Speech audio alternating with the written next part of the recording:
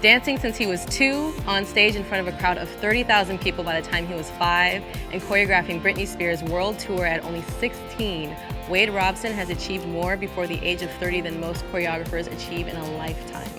Michael Jackson was the personal mentor to this Grammy-nominated, Emmy Award-winning artist who has created memorable works for artists including NSYNC, Usher, Mya, and Pink. I am your host, Galen Hooks, and I am lucky enough to have Wade Robson in the studio with me today. Wade, welcome to the show. Thank you. Thanks for having me. Being here. So I've known you for a long time. You have one of the most interesting lives of anybody I've ever met. I mean, you've had experiences that people could only dream of. It started when you were 2 years old, correct? Mm-hmm. Yes. Your brother had a VHS of the making of Thriller. What happened? Yeah. My older brother had the tape of the VHS of making a Thriller. I don't know. I guess I saw that and just flipped out on it. Wanted to watch it every day, but I would remember I would run into the kitchen and hide every time the werewolf part came on because I was too scared, and then run back when they were dancing. Obviously, there were tons of kids that loved it and connected to it, but I just I wanted to do the dance every day. By the time I was 3, I think I had learned a good amount of the choreography. So it was sort of a bit of dancing before walking. I don't know which one came first. It was like in crawl mode. Oh my doing gosh. this, So I mean, by the time you were 5, you were very good at impersonating Michael, and you entered a dance contest, right? Yeah, Michael's company was holding these dance contests all over the country. This was '87, the Bad Tour. And so I'm from Brisbane, Australia, originally. So they were holding the contest there. I think the way it went down was all my mom's friends were saying, he's really good, you should put him in it. And she didn't really take it seriously, and they're like, come on, put him in. I had like a full custom, bad outfit made. Right, with the buckles and the red stripe and the full deal. But it was also like my mom's belt wrapped around me like 4 times, 80s studded belt, And I guess it went well, and I ended up winning it. Went on to the finals and won that, and then the prize was to meet Michael. He was having his show in Brisbane, and we went to the show the first night, and there was like a meet and greet after that, and same thing, had my outfit rocking again, the bad outfit. There was tons of people around, but he was sort of tripping out on my outfit and asked me if I danced. And I said, yeah. And he said, do you want to perform with me in the show tomorrow night? So the next night, it's Michael and Stevie Wonder on stage. And we went to the show, and it's sort of coming towards the end of the concert. And then I start dancing, start going crazy. All the other kids are looking at me like, what's this kid doing? And then I remember at one point Michael came up to me and sort of like gave me one of these sort of things. And I took it as, get into it, like let's go a little deeper. So I go downstage center and throw my hat into the audience and just start going crazy. Turns out that what he meant was, come on, let's go, like it's over. And so like someone escorts Stevie Wonder off, Michael's leaving, all the other kids are taking off, and I'm just gone to the world, right? Downstage center, you know how it is. So that was like the first time I ever experienced that, obviously at that level. You know. So after the show, he told your mom not to, he made her promise not to let you take formal training, right? Yeah. Do you think that had a huge effect on how you dance now? Yeah, for sure. I mean, yeah, of course, I'm sure my movement would be very different. Be maybe Wade Robson, the prima ballerina, Who knows? In another lifetime, we'll get to see that. It's interesting.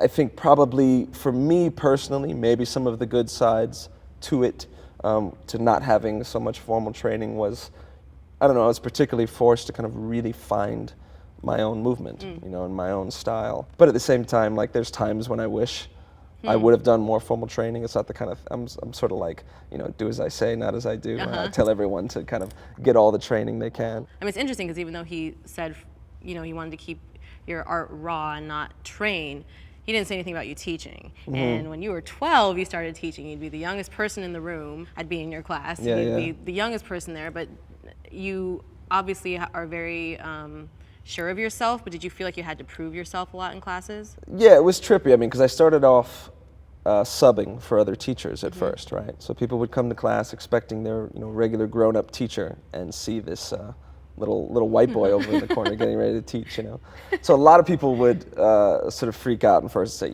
no way, I'm taking class from a freaking kid. But then I think, the people that stayed and gave it a chance. I mean, you know, there's a lot of 12-year-olds or younger, especially now, even younger, who are great dancers, who can come up with great steps. But maybe at the time, one of the differences were that I think I had some understanding of how to teach. Yes. And how to break things down. So these people that gave it a chance, you know, were doing things by the end of the class that maybe they didn't think they could do. Or, and then I got a following relatively quickly, and people started saying, you know, demanding to more Landis, you know, he should have his own class. And so, I don't know, something to do with maybe the naivete of being young. Yeah, you don't care. You just go, you just do your thing. You know? That's awesome. But, you know, not long after that, just a few years after that, you were choreographing for Britney Spears. There's an interesting story with that, right? You started choreographing for her, but she didn't know your age? Yeah, Britney's management had seen a reel of mine or something like that, but it was also kind of one of those who you know things. One of her dancers, TJ Espinoza, I knew him at the time, and I guess he had talked me up like crazy to Britney. So yeah, they had seen this reel, but they didn't know my age at all. I was 16 at the time, and I think she was 17. So anyway, I, you know, got hired. The first thing was doing some choreography for her first tour. So I flew out to Orlando to start work.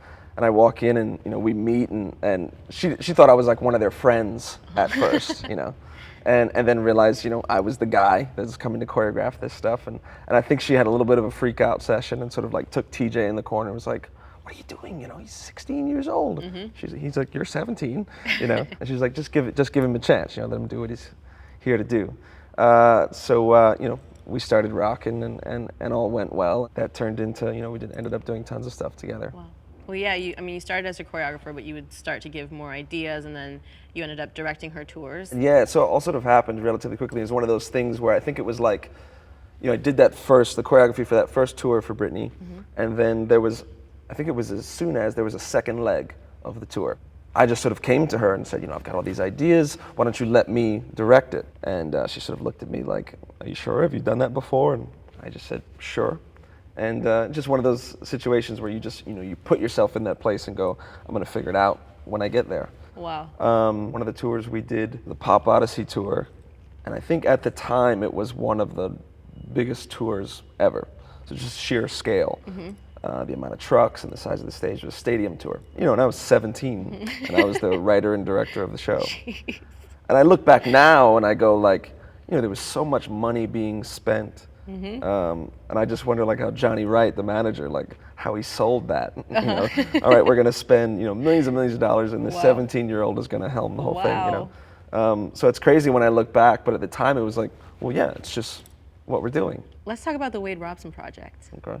Which was 2003. You produced and hosted it. It was like a lifetime ago. It was already. a lifetime ago. When you think back to those days on MTV, you had your own show. How did that happen? Well, at first, I think with the work that I had done with Britney and NSYNC and all those other artists at that time, I became a bit of a visual, recognizable choreographer, which at that time was definitely more rare than it is now. Yeah. You know, with shows like So You Think You Can Dance and that sort of thing. So it was a friend of mine, a producer, came to me and said, let's create a dance show. At first it was, funny enough, the concept was a bit different. It was in a way maybe slightly more similar to like America's Best Dance Crew or something. Okay. It was actually more about b-boys, b-boy crews and that sort of thing. And you know, as it developed and it changed, and really one of the big things was that MTV wanted to see me dance, and I'm by no means a b-boy. So yeah, the concept changed, and it led towards, you know, me teaching these people on stage and that whole thing. It's a lot of fun. We got some great talent there, you know, people that are like working now. Yeah. You know, like Twitch was on the show. He was a finalist. David Moore, Jersey. You know. That's so crazy. Yeah, it's wild. I mean, obviously there had been dance shows before, but it had been a while, and maybe it was sort of the beginning of this new, you know, cycle of them happening all over again. I mean, you're talking about you being a household name, and it was in the days before choreographers were really household names and recognizable. Was that a conscious decision to be that? No, not at all. That it just sort of happened. I mean, it was a part to do with, I guess, Britney and NSYNC and management being really open to that and being really inviting as far as, you know, wanting me to receive the credit for what I was doing on camera. So no, it wasn't like a strategic thing. You were marketing yourself. Yeah, it just sort of happened. We talked about how that also made you reevaluate fame and how that affected your life. I remember I had this moment when we shot the finale of the Wade Robson project.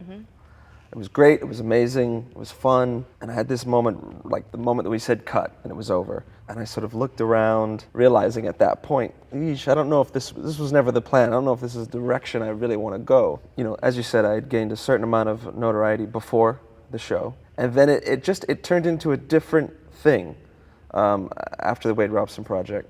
What I realized had changed is a lot of the recognition was like for being the cool guy on MTV, you know? Which just for me personally, it just didn't feel, that was never really the plan. I mean, I was always, you know, from so young, just so interested in being more behind the scenes and being a creator in that fashion. So I just had a bit of a shift at that point. I kind of stopped that train that was heading in that direction.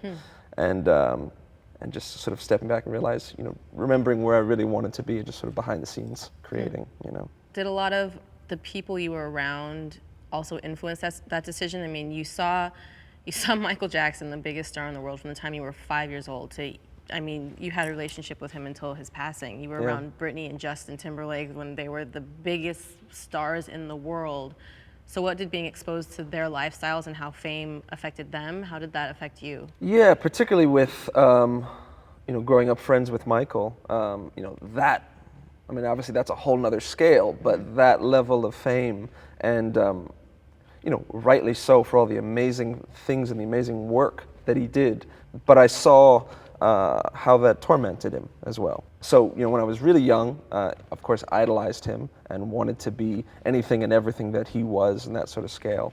And then as I was getting a little older and going through that experience and then kind of referring back to the sort of stuff I saw with Michael's life and realizing, yeah, again, for me personally, I don't know that I want that particular version of life. And it was interesting because at the same time that the MTV thing was happening and that was sort of skyrocketing, I met who is now my wife, Amanda. Wow. And she's from Hawaii, you know, didn't grow up in the entertainment business whatsoever. And when I met her, because I'd grown up in the entertainment business, kind of all I've ever known, when I met her and, you know, she grew up Hawaii, surfing, soccer, family, nature, I was going, you know, I want some of that in my life. So there's these interesting contrasts that were happening at the same time in sort of, you know, her coming into my life and that show and that sort of level of fame.